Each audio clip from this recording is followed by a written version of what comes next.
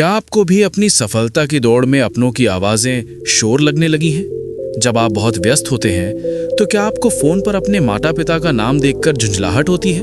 हम अक्सर सोचते हैं कि हमारे पास उन्हें वापस बुलाने के लिए पूरी जिंदगी पड़ी है, पर क्या आपने कभी सोचा है कि एक दिन ऐसा भी आ सकता है जब आप फोन तो करेंगे पर उधर से कोई आवाज नहीं आएगी? ये कहानी है एक ऐसे बेटे की जिसने दुनिया तो जीत ली पर अपने पिता के साथ बिताने के लिए 1 घंटा भी नहीं बचा पाया।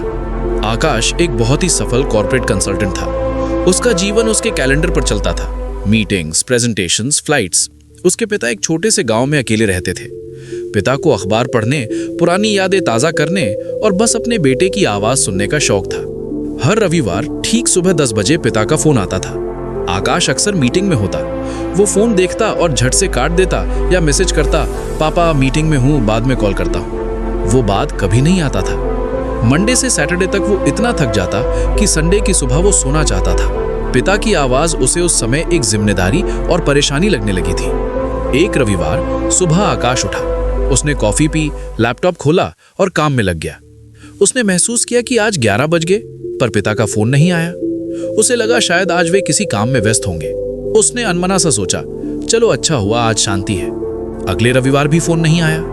आकाश ने सोचा शायद तबीयत ठीक नहीं होगी, मैं अगले संडे खुद फोन कर लूंगा। पर उस अगले संडे तक आकाश के पास इतना काम आ गया कि वो बात भूल गया। फिर एक और रविवार बीत गया। अचानक उसे एक अजीब सी बेचैनी हुई। उसने अपने पिता का नंबर मिलाया। रिंग जा रही थी पर कोई उठा नहीं रहा था। तीसरी रिंग पर किसी और ने फोन उठाया। आकाश ने कहा, पापा आप फोन क्यों नहीं उठा रहे? मैं बहुत व्यस्त था, मुझे लगा आप नाराज हैं। दूसरी तरफ से एक भारी आवाज आई, बेटा मैं पड़ोसी बोल रहा हूँ, आपके पिता अब नहीं रहे। पिछले रविवार ही उनका देहांत हो गया। उन्होंने जाते जाते बस एक ही बात कही थी कि बेटे को परेशान मत करना, वो बहुत व्यस्त है। आकाश के हाथ से फोन फिसल गया। सन्नाटा इतना गहरा था कि उसे अपनी धड़कन सुनाई दे रही थी। वो उस दिन पहली बार समझ पाया कि वो जिसे बिजनेस समझ रहा था वो असल में बर्बादी थी। आकाश उस दिन उस आलीशान ऑफिस में बैठा था पर वो पूरी तरह खाली हो चुका था। उसने सब कुछ कमा लिया था पर जो उसे इंसान बनाने वाले थे वही अब नहीं थे। दोस्तों, हम अक्सर सफलता के पीछे भागते हैं ताकि हम अपने परिवार को एक बेहतर भविष्य दे सकें, पर हम भूल जाते हैं कि भविष्य के चक्कर में हम उनका वर्तमान छीन रहे हैं। आपके पिता को आपके पैसे से ज्यादा आपकी आवाज की जरूरत थी। आपकी माँ को आपके बड़े घर से ज्यादा आपके साथ बिताए गए उस छोटे से लंच की भूख थी। हम ये भ्रम पाल लेते हैं कि लोग हमेशा रहेंगे। हमें लगता है कि समय एक अनंत धारा है जो कभी खत्म नहीं होगी, पर समय धारा नहीं है, ये एक बर्फ का टुकड़ा है।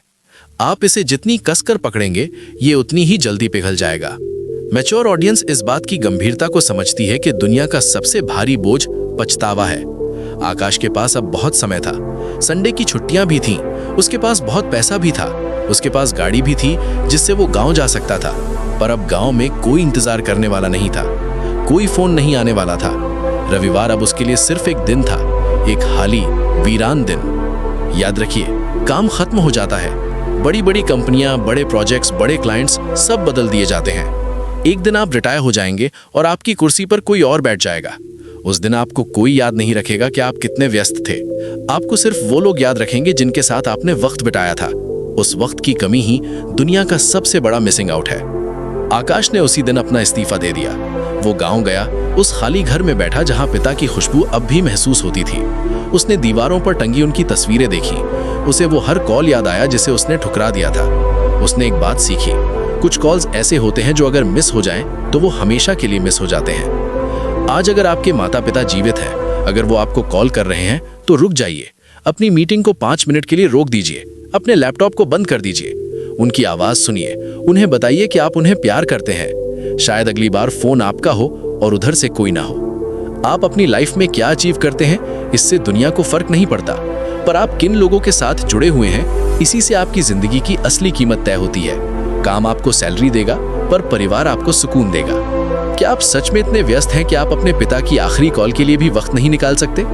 हिंदी इंस्पिरेशन के साथ जुड़कर आज ही अपनों को अपना कीमती समय देना शुरू करें। अगर आप आज से अपने व्यस्त कैलेंडर में अपनों के लिए जगह निकालेंगे तो कमेंट में फैमिली फर्स्ट जरूर लिखें।